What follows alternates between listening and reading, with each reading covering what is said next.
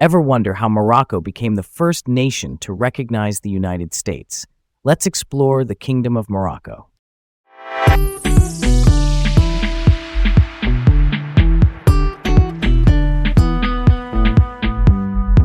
Hi, I'm Leah, totally excited to dive into today's topic. And I'm Garrett, and I can't wait to explore this fascinating subject. Welcome to Laid Back Learning with Leah and Garrett. All right, let's set the stage for this one. Today, Morocco. You're going to love where this is going. Morocco, officially the Kingdom of Morocco, and yes, there's a lot more to it than mint tea and Medinas. Picture this. I'm standing on a hill above Tangier, looking at the Strait of Gibraltar where the Mediterranean meets the Atlantic. I'm hearing Arabic and Spanish drifting through the air and seeing these old consular buildings that whisper stories. Tangier once had this special status as an international zone, which meant it wasn't run by just one country. It drew diplomats, traders, and yes, spies. That layered, almost cinematic vibe made me realize how Morocco's geography turned it into a crossroads. It felt like a living archive of the Mediterranean and Atlantic worlds. Building on that image, Morocco sits in the Maghreb, meaning the northwest of Africa, with coastlines on the Mediterranean Sea to the north and the Atlantic Ocean to the west. Its capital is Rabat on the Atlantic, and the biggest city is Casablanca, which is the economic hub. Being so close to the Strait of Gibraltar shaped everything from trade to diplomacy. It's like a front porch to both Europe and West Africa. And politically, Morocco is a semi-constitutional monarchy. That's a system where there's a constitution and elected institutions, but the king retains significant powers. The king can issue dahirs, which are royal decrees that carry the force of law, and he holds strong roles in the military, foreign policy, and religious affairs. There's also a bicameral legislature, which means two chambers. The House of Representatives as the lower house, and the House of Councillors as the upper house. Language is a big part of the story. Arabic and Tamazight, which is standard Moroccan Amazigh or Berber, are both official, and day-to-day most folks use Moroccan Arabic, called Darija. French is widely used in business and higher education. Spanish hangs around the North and the Western Sahara area, and English is on the rise. Recent surveys show around 93% speak varieties of Arabic, and roughly a quarter speak Berber languages across regional varieties. Culturally, Morocco is a blend: Arab, Berber, Andalusian influences from Iberia, and broader African threads. You can hear it in Andalusi music and shabi, see it in the architecture of Fes and Marrakesh, and taste it in the cuisine. Islam is the official and predominant religion, with the king holding the title Commander of the Faithful, which ties political legitimacy to religious stewardship. Here's a thought I've been turning over. Morocco isn't just modern. Its deep past is wild. Sites like Jebel Erud near the Atlantic coast have fossils dated to around 315,000 years ago, among the oldest known Homo sapiens remains. And new research from Thomas Quarry Oy near Casablanca pushes hominin presence back to roughly 773,000 years ago, connecting Northwest Africa into the big story of human evolution. Okay, let's move on to the arc of the state itself. In 788, Idris ibn Abdullah, a descendant of the Prophet Muhammad, founded the Idrisid dynasty in Morocco. That's the starting point for Morocco's long dynastic continuity. Fes emerged as a center of learning, with institutions like Al-Qarawiyyin shaping scholarship and religious life for centuries. This early consolidation is why people say Morocco is one of the world's oldest continuously existing states. And here's where it gets interesting.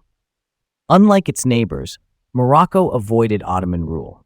The Ottomans, who ran an empire centered in today's Turkey, extended across much of North Africa, but Morocco kept its own sovereign dynasties.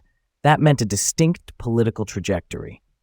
When European powers later showed up, Morocco entered protectorate arrangements rather than being carved out of an Ottoman province. That difference echoes in its modern monarchy and institutions today. Switching gears just a little, in the 1100s and 1200s, two Berber-led dynasties, first the Almoravids, then the Almohads, built empires that stretched across the Maghreb and most of the Iberian Peninsula. The Almoravids began as a reformist movement among Sanhaja groups, The Almohads followed with their own reformist theology and a more centralized push. The results weren't just military. They created administrative and architectural legacies visible from Marrakech to Seville. It's a reminder that North Africa shaped European history, not just the other way around. Yeah, that checks out. And as dynasties shifted, Marinids, then Wattasids, then the Saudi dynasty in the 1500s, you get highlights like the Saadian Sultan, Ahmad al-Mansur, who rode the prestige after the 1578 Battle of Al-Qasr Kibir, also called the Battle of the Three Kings. Eventually, the Alawi dynasty took power in 1631, and they're still the reigning house, which is pretty rare continuity in the modern world.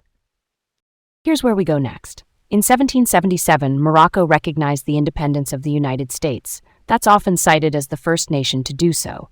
It led to one of the oldest continuing treaties in American diplomacy. Then, fast forward to 1912, the Treaty of Fez established French and Spanish protectorates over Morocco, and Tangier was designated an international zone. After decades of change and nationalist momentum, independence was formalized in 1956. That's a fast timeline, but those are the big beats. Speaking of which, modern Morocco frames itself as a middle power. It's active in the Arab League, the African Union, and the Union for the Mediterranean. And on the economic side, it's been building out manufacturing and logistics. A recent business report even claimed Morocco as Africa's leading industrial economy, thanks to sectors like automotive and aerospace, though, methodologies can vary. Still, the trend line is interesting. Time to move forward to a tough topic. The Western Sahara dispute remains unresolved. Quick definition. Western Sahara is a territory south of Morocco that Spain decolonized in the 1970s. Since 1991, there's been a ceasefire but no final agreement on sovereignty. Morocco administers about 2/3 of the territory and calls it the Southern Provinces, while the Polisario Front advocates for Sahrawi self-determination, which means the right of a people to choose their political status. Let's unpack this a bit. I think the principle of self-determination matters a lot here. People living in a territory should have a meaningful say in their future. There was long talk about a referendum. That hasn't materialized, and I can't help but feel for families split by lines and berms. My heart leans toward a process that gives the Sahrawi people a clear, credible choice. I know the logistics are hard, but that's the core democratic ideal, right? I hear you. At the same time, Morocco's approach has been to integrate the areas it administers, investing in infrastructure and administration, and proposing forms of autonomy. Autonomy here means local self-rule under Moroccan sovereignty. From that angle, they argue it could offer stability and development while respecting cultural identity. The challenge is how to make any autonomy robust and trusted by all sides.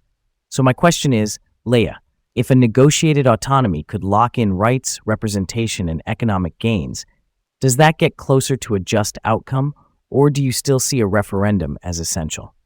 That's a solid point. If autonomy were deeply guaranteed, with clear legal protections, independent oversight, and real political participation, that could be meaningful. My concern is legitimacy. People need to feel they chose it. Maybe there's a hybrid path, confidence-building steps, human connections across the lines, and then some agreed mechanism that's free and fair. I know it's messy, but accountability and consent are what keep any arrangement durable. Totally. And whatever the path, the United Nations process looms over it. It's been stalled for years, and that's tough on everyday life. If the endgame blends autonomy with strong guarantees and a process that passes a legitimacy test, I could get behind that idea. If it's a referendum with clear terms that all parties accept, that could work too. Either way, the human side should stay front and center. Schools, jobs, and freedom of movement matter day to day. Okay, let's keep this going with something a little lighter. Tangier in pop culture. Because it was an international zone, it became a magnet for literature, espionage stories, and avant-garde art. That liminal in-between quality is catnip for storytellers. I'd love to see a limited series that follows a multilingual cast, diplomats, longshoremen, a calligrapher, a jazz musician, each navigating overlapping jurisdictions. Real talk, the city is basically a character itself. Here's another angle to look at. What if the Ottoman Empire had absorbed Morocco in the 1500s? The Maghreb might have been politically unified under Istanbul's umbrella. That could have changed the timing and texture of European colonial moves, maybe blunting or delaying the French and Spanish protectorates. Let's dig deeper into that. If Morocco had joined the Ottoman system, you get standardized institutions across the Maghreb, tax structures, garrisons, and legal frameworks, potentially more coordinated defense of the straits and coasts. European enclaves like some Portuguese or Spanish outposts might have faced a different calculus if confronted by a unified Ottoman fleet and treasury. But large empires also struggle with distance. Local identities and mountain geographies can resist central control. Yeah, and that hits different when you think about trade. A unified Maghreb under the Ottomans could have streamlined caravan routes across the Sahara and tightened links with Mediterranean markets. On the flip side, Morocco's distinct Sharifian monarchy, claiming descent from the Prophet, might never have developed in the same way, and that changes the whole modern political DNA of the country. No Alawi dynasty from 1631, maybe no same kind of continuity into the 1900s. So there's the trade-off. A stronger, centralized Ottoman Maghreb could resist European penetration longer, but local autonomy and Morocco's unique monarchic path might be lost. And without that distinct path, the later protectorate arrangements, and even the pace of independence in 1956, could look totally different. What a twist! Counterfactuals really show how a small hinge can swing a big historical door. Let's bring it full circle. Morocco's long memory, from ancient fossils to living ports, makes every corner feel like a chapter in a bigger story. Stay curious, keep it chill, and we'll catch you next time on Laid Back Learning with Leah and Garrett.